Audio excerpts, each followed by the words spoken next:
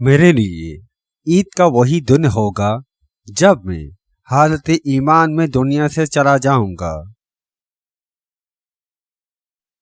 کبھی کسی ایسے شخص پر ظلم مت کرو جس کے پاس فریاد کے لیے اللہ کے سوا کوئی نہ ہو۔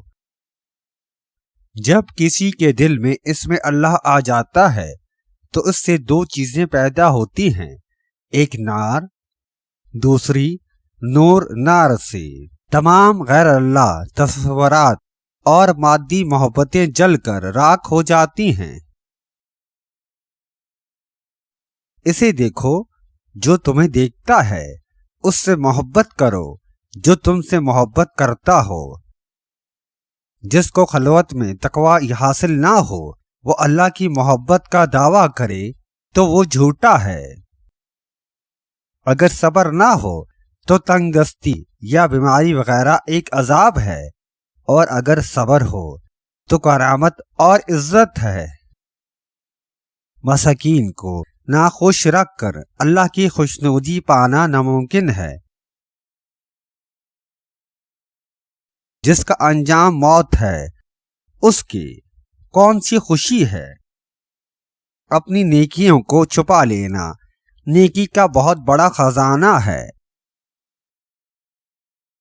طرح طرح کی غذا کھاؤ مگر زہد کے ہاتھ سے نہ کہ رغبت کے ہاتھ سے۔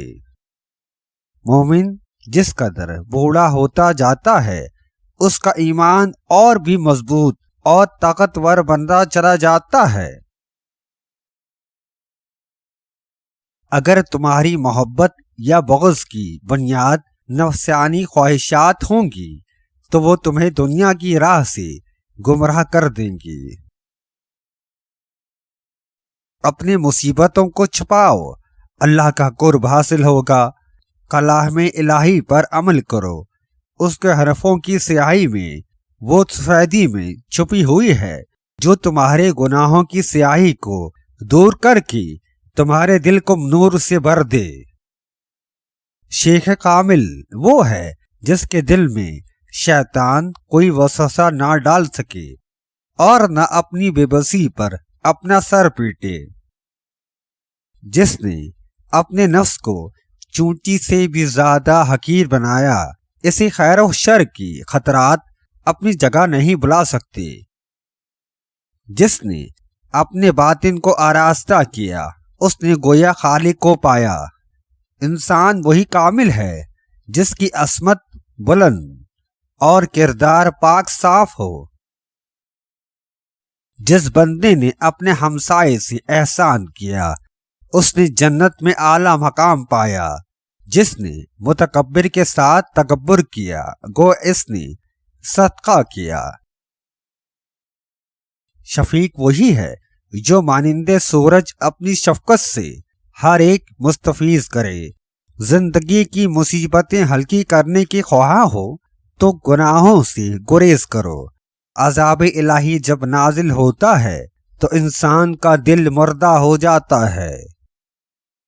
جو شے حق تعالی سے ملے اس کی رد کرنے کا مطلب نعمت الہی کا کفران کرنا ہے۔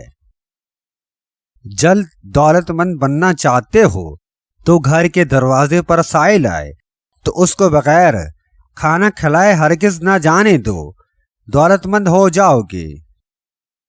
حق کا پرستار کبھی ذلیل نہیں ہوتا، خواہ سارا زمانہ مخالف ہی کیوں نہ ہو جائے۔